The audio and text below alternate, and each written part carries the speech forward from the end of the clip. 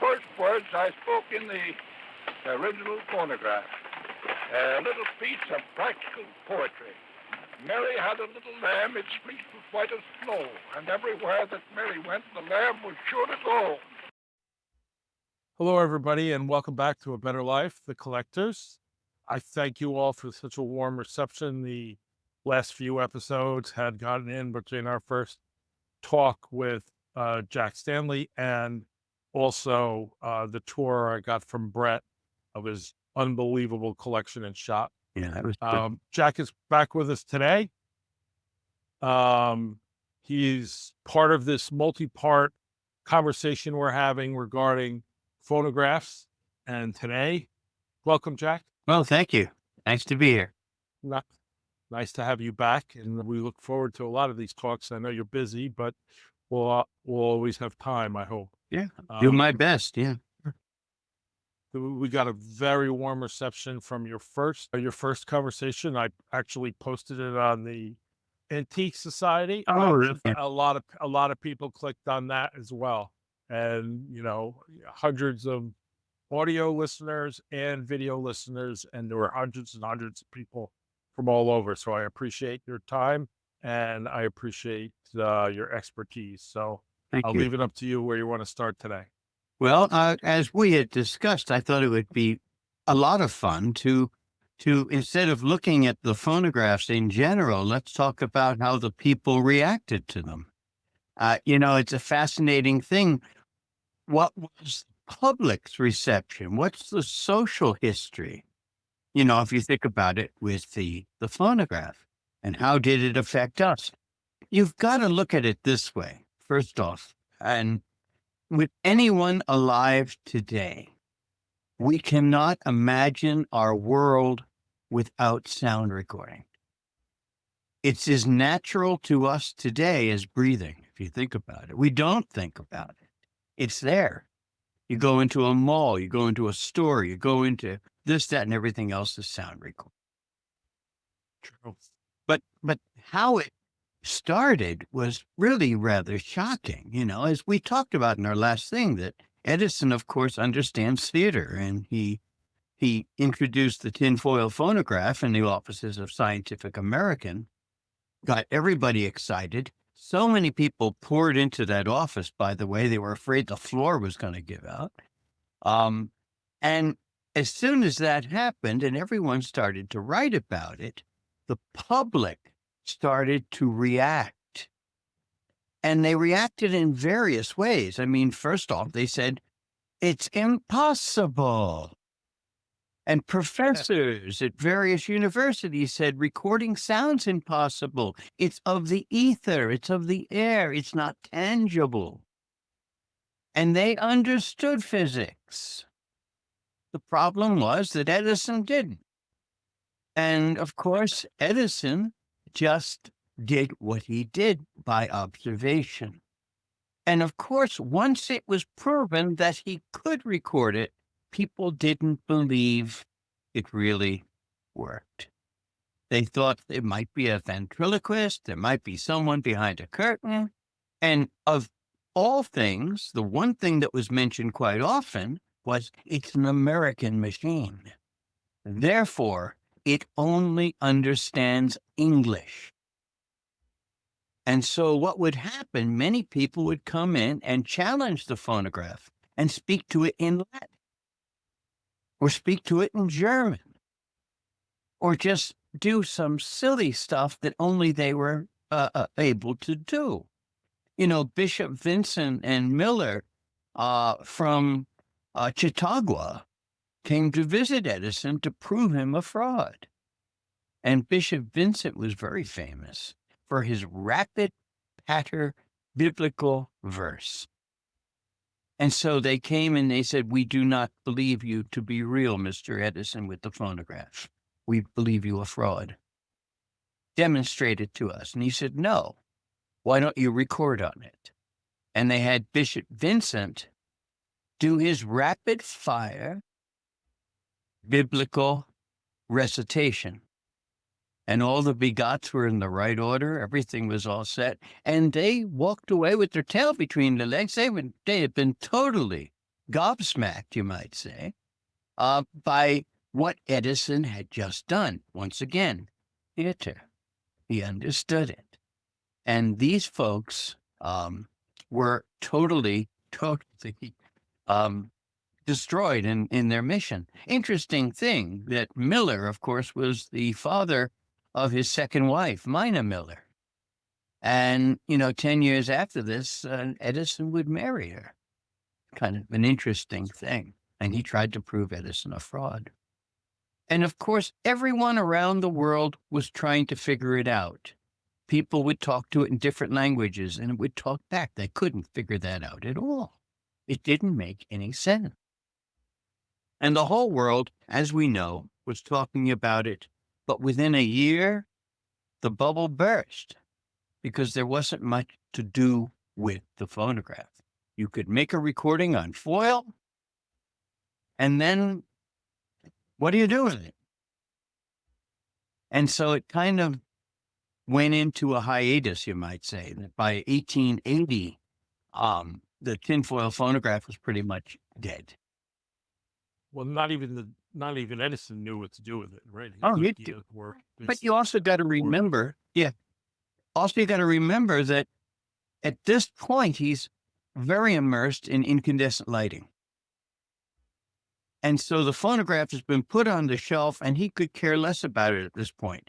Very focused on what he was doing. And also the money was coming in from J.P. Morgan to do this. So he wasn't going to do anything to upset the apple cart. By the way, speaking of social interactions, Edison and J.P. Morgan got along famously. Both of them loved to giggle, tell jokes, liked to dance, and they entertained each other. And Edison would always wear a sombrero hat sometimes and dance around the room. And J.P. Morgan was famous for doing sailor's hornpipes. I mean, this is a match made in heaven with these two. And so they got along rather famously. And so J.P. Morgan was very, very happy to support Edison in his work. Of course, there were problems. There were arguments and questions and whatever. But you got to remember the first lighting of New York City was where J.P. Morgan wanted it, right on Pearl Street, right by its offices. So, I mean, it was done in that matter, the Pearl Street station. Once Edison kind of lets the phonograph rest a little bit, the Bell Tainter crowd gets together. They take a tinfoil, put wax in the grooves, and they recite Shakespeare, which we mentioned before. It said they did want to mention a silly nursery rhyme. And as soon as that starts, they use wax. That spurs Edison into action. And he tells them he'll develop the phonograph in spite of them, because they actually came to him and said, let's work together. And he said, to hell with you. I'm going to do it on my own.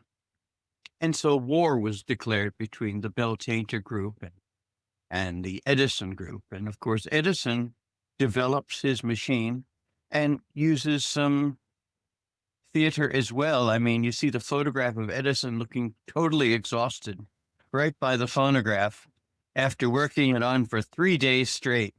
Of course, there's another photograph taken about a half an hour later where he's sitting there pretty happy with the whole crowd, but that's something else.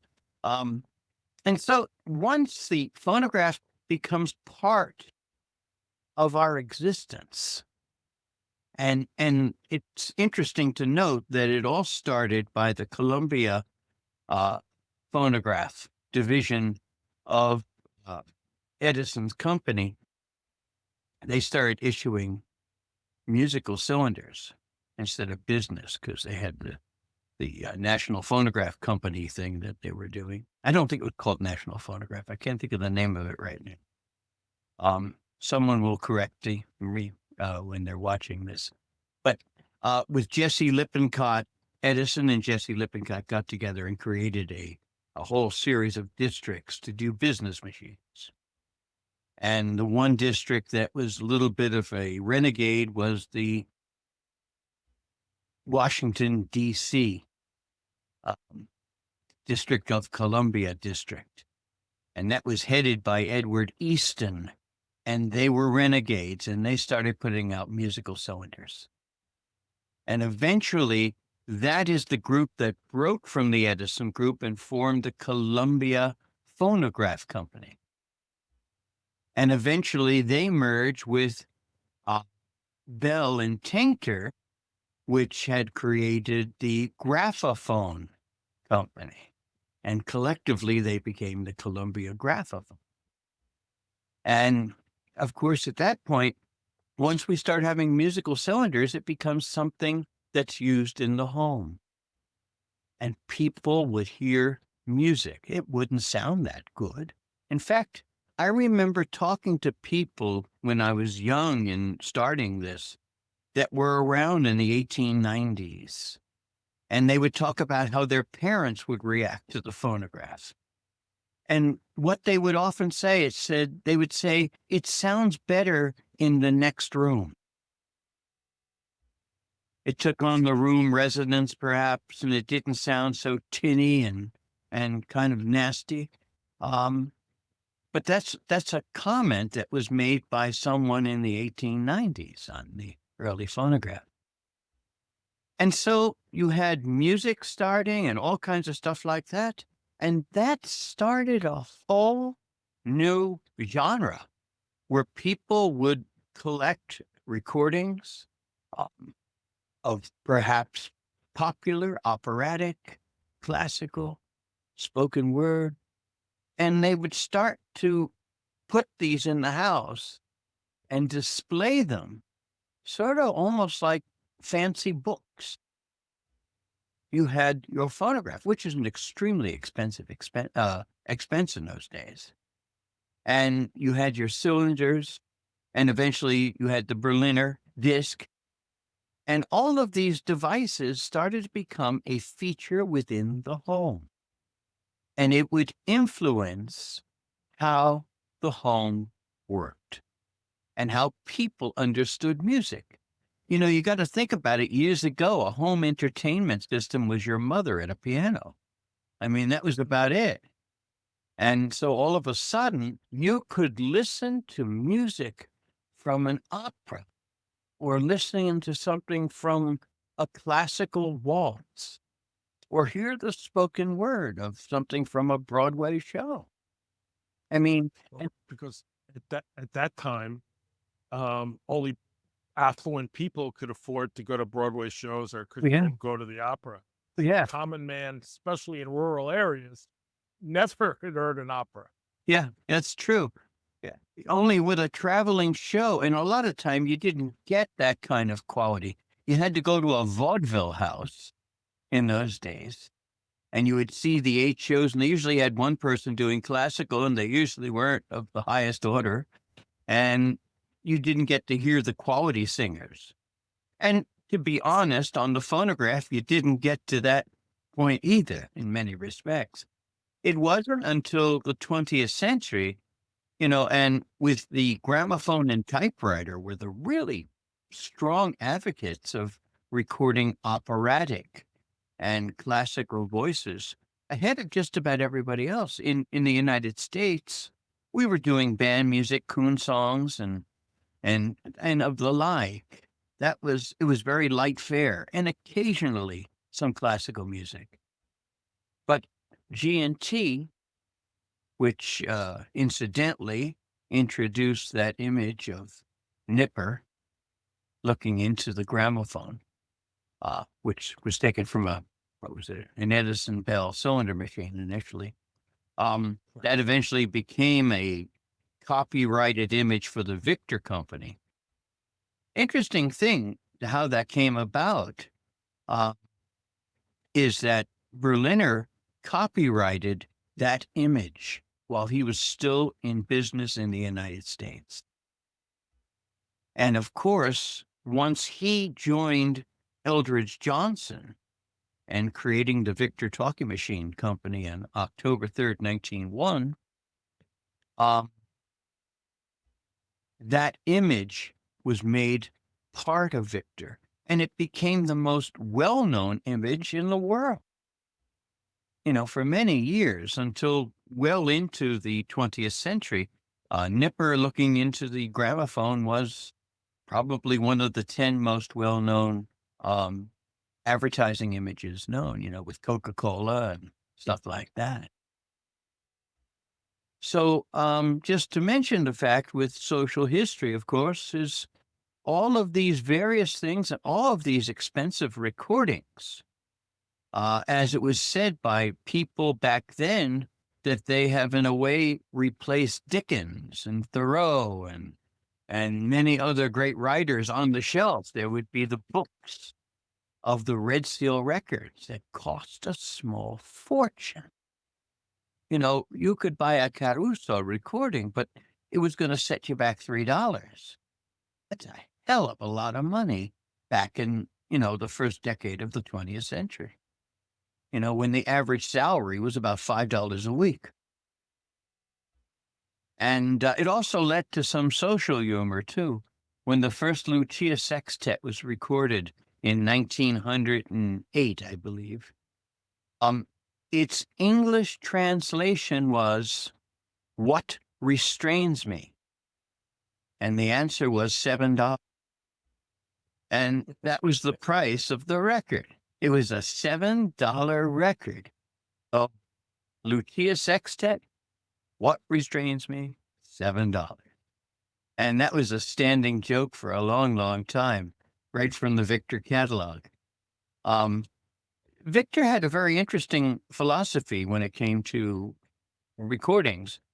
If you got one great singer, it was $3. If you got two, it was $4. If you got three, it was like $5 or $6. And then if you got 4 or more, it was $7. And think about that, $7. That's an amazing amount of money. And there was interoffice letters going back and forth in Victor, and everyone saying, "Don't you think it's a little high?" And he said, "No, this will attract them like crazy." And it did. People saved up and bought these $7 records. 3.5 minutes of entertainment at the cost of a week's salary plus. That's pretty amazing. So, were there machines? Were they giving away some certain machines at that time when you bought music, or is that more cylinders than? No, there was Victor had their premium machine. It was a Victor P. Oh, yeah. And if you went to a dealer, or if you were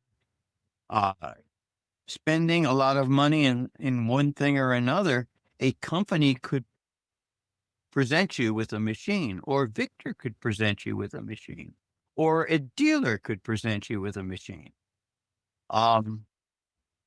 And there again, I mean, usually the people, if they were buying lots and lots of records, they had a machine already. And the premium machine was, kind of a simple little thing. But that was something that could be done. But you got to think about the price of these records. That was an awful lot of money. And here's some stuff I wanted to share with you. And I would love questions. If you got questions, it would be great. Makes it easier to toss some stuff back at you. Well, it was the premium. Was the O as well? The O of freebie, or no? No, it's just the P. Just the P. And there were a few different versions. I don't know there were. Yeah, I think there was three different versions. I think. Yeah, I think you have one, I have one, and ours is, if you compare them, they're like, I think they're like totally different. Yeah. So, mine is right from the very beginning of it. What was the number of it? It was 634. 34, just the P. It's the first one. It's right at the very beginning. There's a handful of machines that are older than that, but it's right at the beginning, as far as I know. But think about a couple of things just to throw at you real quick is the Victor Company was really savvy in getting the public involved. They really realized that the way to sell stuff, the way to get people involved was to look at it in a social manner.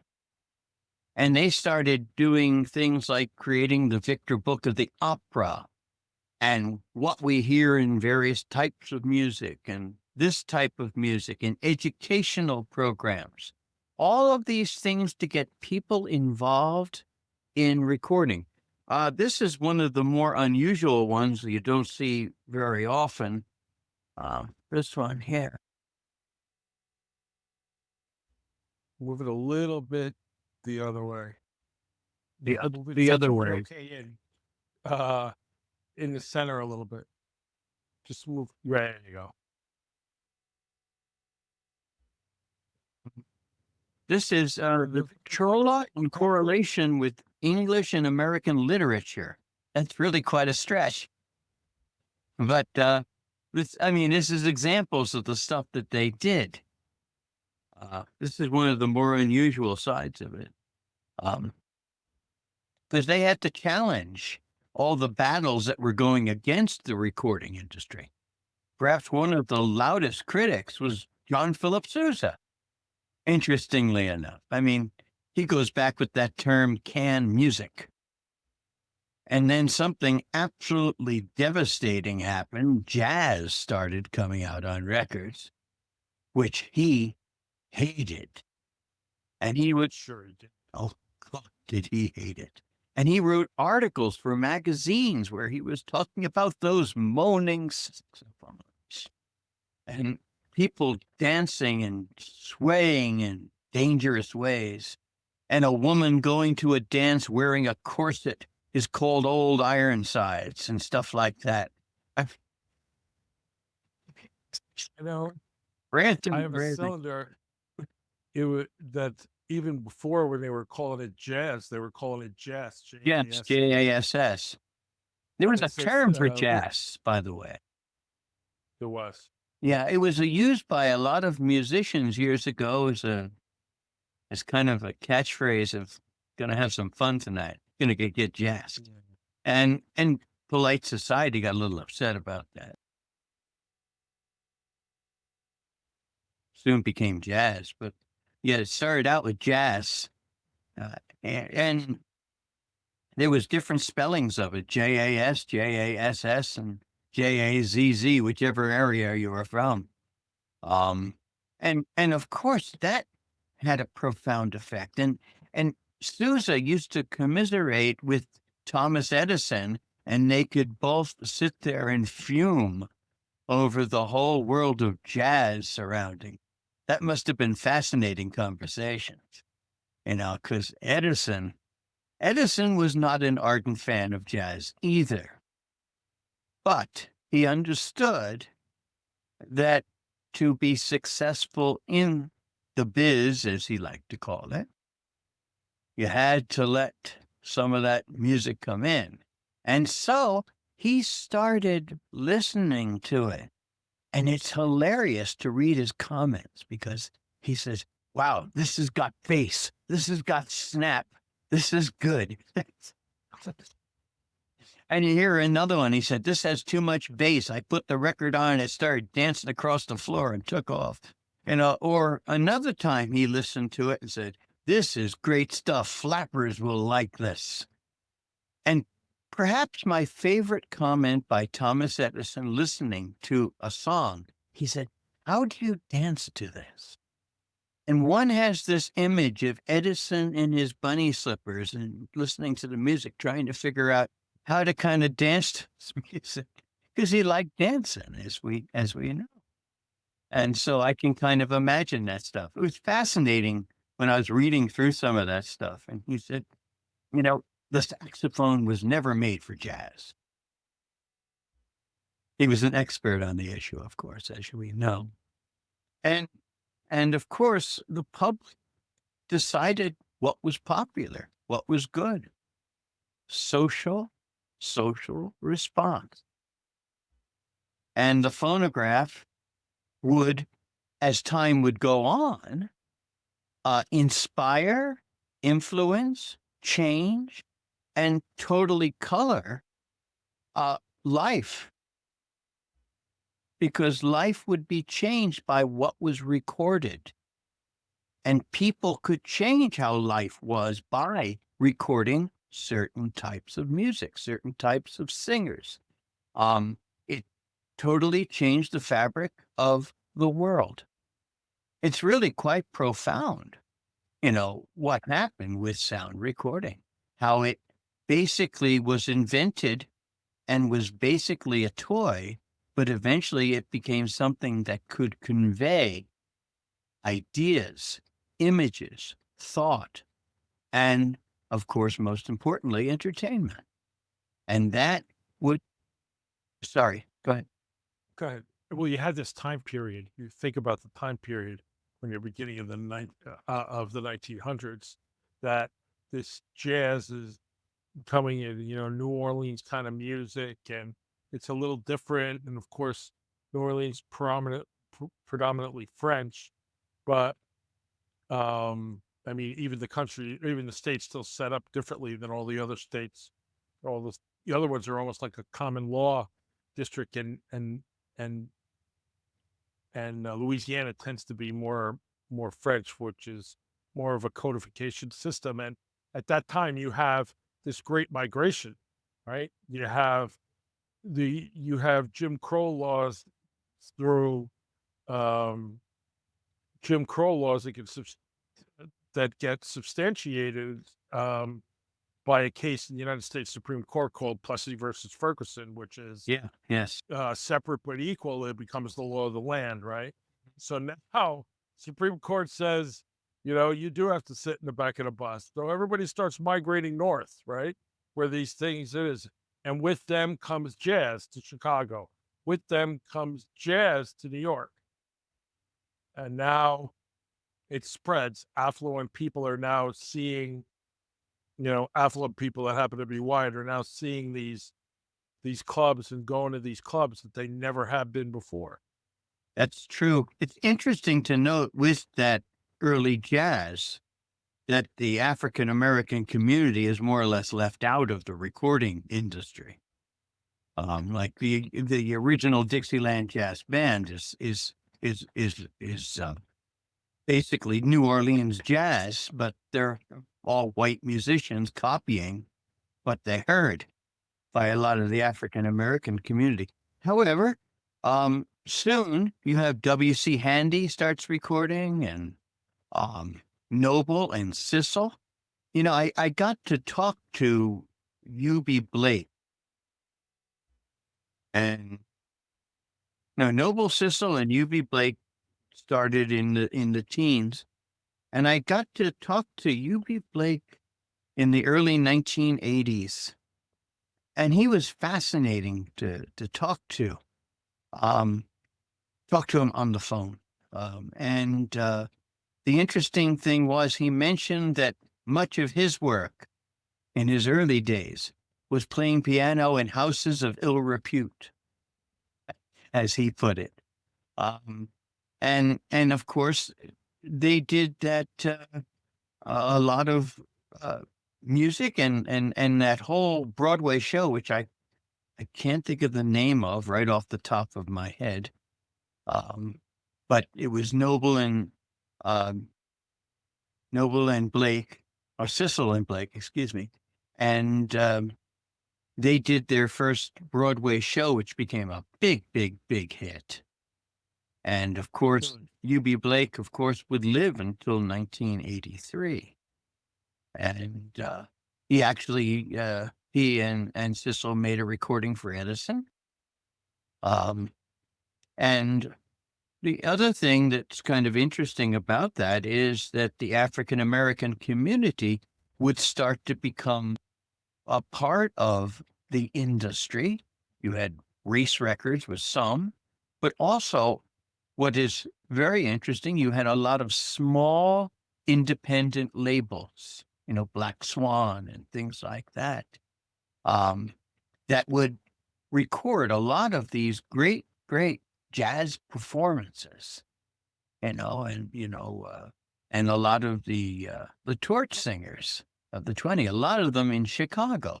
A lot of this was all in Chicago, because that was one of the jazz centers of that movement with a lot of the African American community.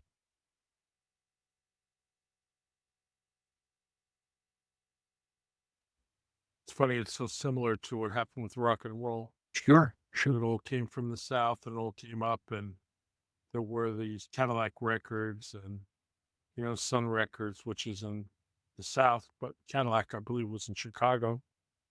And they all did about the same type of things where people migrated, and then obviously white people started copying how they played and how they wrote their songs. Yeah, So that's so true. It's very true because and you have to remember that there was so many barriers to individuals to make recordings or to even be heard by, the talent right. agents looking for people. Even in the North, it wasn't Oh, yeah. just the South. Oh, yeah. It- Very much so, yeah. Though you may not have had to sit in the back of the bus in Chicago, there's still the opportunities were not available. Certainly. Certainly. Certainly. Um, Very, very true.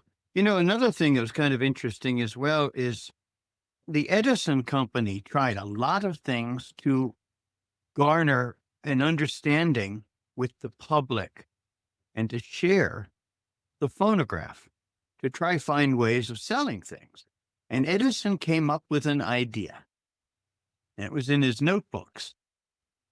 It was going to be, they would send a Edison diamond disc phonograph to barber shops all over the country. And he said, where do people hang out and talk? In the barbershop. And so they worked out these deals where they would send the phonographs to the barbershops. And the unfortunate thing that happened is the phonographs rarely got played. They were too busy talking to each other. And that died pretty quick. And of course, we had the tone tests. And they also had something else that's very, very unique. And it was called the Edison realism test. And how this worked is they would get people off the street, bring you into a dealer, let's say, and then they would give you this, which you can't see here. But I'll read this to you because it's really quite fascinating. The realism test was this. They would sit you with your back to the phonograph. You couldn't see what was happening with the phonograph. And then they would ask you some questions. Number one, state the kind of voice, soprano, tenor, etc., or kind of musical instrument you wish to hear. Number two, sit with your back toward the instrument, as mentioned. 3, spend 2 minutes looking through the scrapbook, which will be handed to you by the demonstrator. Now, they had this wonderful scrapbook that had all kinds of newspaper articles about the great singers and the great entertainers and the great this and that were recording for Edison, and a lot of the tone tests and whatever. And so this was all put together carefully so people would look at it and get a sense of how important Edison recordings were. So it says then, select one of the clippings at random and read it carefully. 5, having read the clipping, recall the last time you heard the kind of voice or instrument in which you were asked to hear. Picture the scene. When it is clearly in your mind, say to the demonstrator, I am ready. Then, number 6, after about 45 seconds, after the music begins, close your eyes slowly and keep them closed for a minute or more. Then Open your eyes for 15 seconds, but do not gaze at your surroundings. After this, close your eyes again and keep them closed until the end of the selection. This is some pretty wild instructions. And then the result. Are you ready? The result is you should get the same emotional reaction experienced when you last heard the same kind of voice or instrument. If you did not obtain this reaction at the first test, it is due to the fact that you have not totally shaken off the influence of your surrounding. In that case, you should repeat the test until you are no longer influenced by your surroundings. They want you to get lost in the moment. Yeah, this is your instruction manual. This was given to me by a wonderful collector. He's long gone now. His name was Dave Heights. And Dave Heights had his own museum building in his yard. It was a big barn, 2 floors, filled with every kind of machine you can imagine. And he had the scrapbooks. He had everything. It was amazing. I mean, he was a pharmacist who had developed some patents, so he was able to purchase quite a bit of stuff. And he created a massive collection, like right from the get-go. And I used to work with him sometimes, and we were thinking of doing a book together.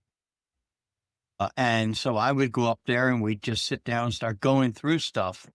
And every once in a while he'd say, "Here, take this. You should have one of these." I said, "Thank you." And he used to share some of the stuff that he had with me. And unfortunately, he got ill and passed away 20 years ago. He was quite young. He was like 60 years of age at the time.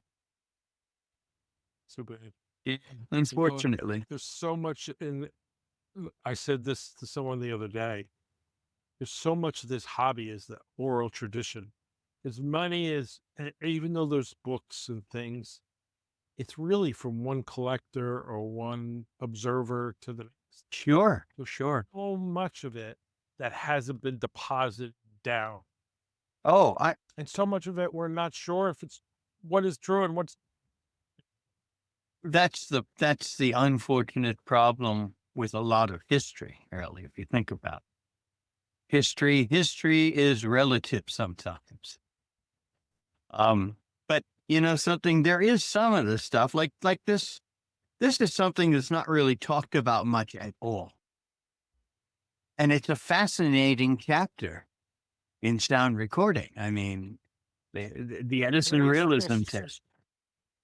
I'm sorry? When was that? I wanted to ask you about that. So was that done with diamond discs? Yes. Or with everything?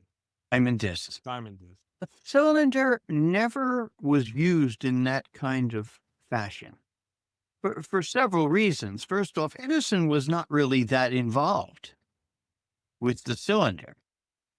You know, he was busy doing so many different things. Let's say from 1895, let's say, to like 1910. You know, think of, Edison cement, and it was so much going on with cement. Cement was one of the biggest products of the Edison company and probably the least talked about. The Panama Canal was partially made of Edison cement. Right. But what about, he did pick the music though, didn't he? For cylinders or no? Did No. someone else do? No, that's the interesting thing. A lot of the music for the cylinders, he didn't. He had people that were picking a lot of the music. There were times he did. He had Victor Herbert working for him for a short while. And Victor Herbert, of course, was a composer, musician of the highest order. And he worked with Edison for a very short time. And Herbert couldn't tolerate Edison because Edison's views on music drove Herbert nuts. And eventually Herbert told Edison what to do with his ideas about music and left and refused to ever deal with Edison again. With the disc, it was something totally different because the cylinder industry, the cylinder biz, as Edison liked to call it, its biggest moments were in that period of time, 1895 to 1910. That was the major time of the cylinder. The cylinder was starting to die after like 1908 with the introduction of the 4-minute cylinder. It wasn't dying fast, but it was dying. It was a slow progression. When the disc finally starts, it's at the end of this period. Edison's in his 60s. He's not in his 40s. He's not at that busy point in his life. And also, his health has taken a slight turn. And, as I mentioned before, he's a diabetic. And Mrs. Edison kind of reads him the riot act and said, we're going to slow down. And so he finds out that there are experiments going on with disc records, because everybody in the company is saying, we're dealing with a dying animal here, the cylinder. We need to get to the disc industry. He could have purchased deciding interest in the Columbia Phonograph Company. It was offered to him, and he turned it down, which would have given him access to a disc industry and a cylinder industry, if you think about it. But when he discovers that there's interest and some experimentation, he announces to everyone that I am ready to do the disc and I'm going to head the projects. Which to many, they said, you want to look at some cement? And so he takes over. When you look at the diamond discs, I don't know how many I have, probably 500 or 600. When you look at them, you could see where he was, and maybe somebody else started taking control. Well, the interesting thing about the diamond disc is a composite record, of course. Right. Much of it was developed by Jonas Ellsworth, which is a name we don't hear very often. That was Edison's chemist. Ellsworth developed a lot of all the chemical variations for Edison. He dies, I think, around 1914 or so, 1915. And it's a big loss for Edison. But he develops the condensite, that whole plastic that it's like a phenol kind of plastic, very much like Bakelite. I mean, and so much like Bakelite that Bakelite and the condensite company are suing each other like crazy because they're basically developed around the same time and basically the same kind of thing. And what's really fascinating, they're about 8 miles apart. Theodore Bakelin is in Newark, New Jersey, and Edison is in West Orange, New Jersey. I mean, they're practically close enough to wave at each other. And the battle goes on and on and on between Bakelite and condensite. What's really interesting, just to jump way past this, is once Edison's done with the phonograph and it's all left to go, the Dow Chemical Company purchases not only Bakelite, but also condensite. So the condensite company is under the umbrella of the Dow Company today, which is kind of an interesting thing. But to go back, that diamond disc, it took a lot of research, practice, and experimentation to make it what it was. I mean, it is perhaps the most phenomenal acoustic system developed. And that is due a lot to Edison. I mean, Edison was anal with this disc. and he just focused. And I went through tons and tons of his notebooks and reading the stuff that he would just go through, and they would experiment on one little thing, and it would be an entire book focused on that one little issue. And then this and that and everything else. And the quality of sound's incredible. What was on the record sometimes is a little debatable, because as Edison ran everything and did pick the music, at this point, he is judge, jury, executor, I should say. He has complete control over the phonograph. And if anyone goes against his views, look out. Because he would pick the music. There was a music book, and that would be the allowable music. Nobody could come and make a record of their greatest hit. They had to see if the music was in the music book. And if it wasn't, they would try to convince that singer, that instrumentalist, that whatever, to do something that Edison liked. And that led to a lot of problems. One other thing real quick to mention about that, he didn't think you needed the name of the artist on the record.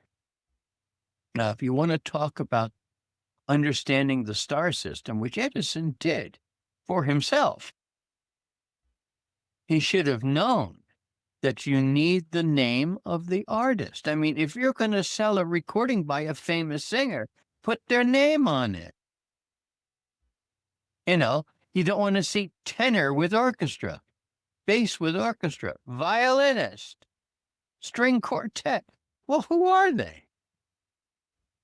That's insane. But for a while, the Edison disc, and I'm sure you see that on your Edison discs, there's no name. It just says what it is. And it could be anybody. You have to look at the matrix number and then go back to the database and then look up the matrix, and then you find out. And then So simple, isn't it? Yeah, it's so simple. And then well, if we didn't have the database, it would be less simple. Yeah. And what's interesting is that you go and you see the same matrix, recording matrix, the same recordings, and see where the same recordings were used over and over again by different companies and different, you'll see the same matrix that was on a 4-minute Amberola, and now it's on a diamond disc. It's interesting. The same recordings are used over and over and over again. Yeah, it was, can I put it? It was a very confusing period of time. And once they got over that mess, and Edison finally was convinced, you know something, you should put their name on the record, World War I starts. And those records used a lot of chemicals from Germany. And suddenly the chemicals weren't coming anymore. And so they tried to make their own copies of the chemicals, and they worked, but they weren't great. And if you notice, there's a great deal of noise. Those records made like 1917, 1918, they're noisier than hell. Even on that recording called Greetings from the group at Orange, or the gang at Orange, there's someone that's on that record says, "I was not responsible for the Black Label record." Well, a lot of the chemicals from in Germany, you bring a war, were owned by companies in America, right? The DuPonts tried to sue the United States for destroying their chemical plants during the war. Oh yeah, So, and then somebody said, you better knock it off. that same thing happened in World War II with Henry Ford. Yeah. Well, But the Edison company was doing all that. And then speaking of World War I, there was also another issue. The entire factory complex burned down. Right. And It everything seemed was everybody had a fire, right? Victor had a fire, Edison had a fire. And that's just the nature of the way factories were in those Sure. days, unsafe. Sure, I would say so. I mean, Victor had a number of fires, actually. But none were as spectacular as the Edison fire because, in fact, Edison was on top of his battery building, which is the one building that didn't get damaged. I think the administrative building wasn't damaged either. But he was on the roof and he was talking to Charles, his son. He said, "Go get your mother. She's never going to see a fire like this." And because it was every color in the rainbow, because, there was every chemical, all those phenol plastics, and the film and the nitrates, everything else. The people, the companies, they all kind of worked together. They all kind of shared ideas. The companies would listen to what the public liked and try to satisfy it. Sometimes the public didn't hear what it liked and it would complain, or they wouldn't buy their records, or they didn't like the way they were done. It's interesting how all of that happens and how people dislike certain types of music. Some people like this, that, and everything else. But nonetheless, as you look at it all, the phonograph, recorded sound, transformed humanity, changed humanity. We'll never be the same as we were before 1877. We totally became a different animal after that event. It totally changed the way we look at everything and how we listen to it. Thank you. It seems like a good place to leave it if you want. Sure. I think it's a good place to stop. Great. Thank you again for coming. Sure. We look forward to having you again. I know Oh, you're we'll busy. jabber on and some stuff. I'm sorry? I know you're going to be busy, right? You have a project coming up? Yeah, we're going to be doing this thing with Lincoln's funeral. I have the sheet music for his funeral march, and Gavin Rice is orchestrating it. And we're going to do a little documentary thing on it. I also have, it's kind of a fun thing. I got it right here next to me so I can share it with you. I have the Lincoln funeral programs. I thought I had them here, but I don't. They're in another shelf somewhere. But we're going to do that whole thing on the Lincoln funeral. It's the 160th anniversary. People love O's and fives with anniversaries, and so we're gonna have that funeral march, and Gavin's gonna have that all put together. And I haven't talked to Wyatt, but I thought this would be a great thing to record on cylinder. I agree. I think that would be kind of a cool thing to do. And maybe Wyatt will see that before I get to talk to him. Nonetheless, very well. It's a pleasure joining you again, and look forward to joining us some more. Pleasure's mine. Yes, this is great. Everyone's going to love it. I thank you very much. Yes, thank you. Thank you, everybody. Please like and subscribe our site. And thank you, Jack, again for just a great hour of great stories and significant facts we all need to remember. Thank you so much. All right. Take care. Bye, everybody. Bye-bye. The first words I spoke in the original phonograph. A little piece of practical poetry. Mary had a little lamb, its fleece was white as snow, and everywhere that Mary went, the lamb was sure to go.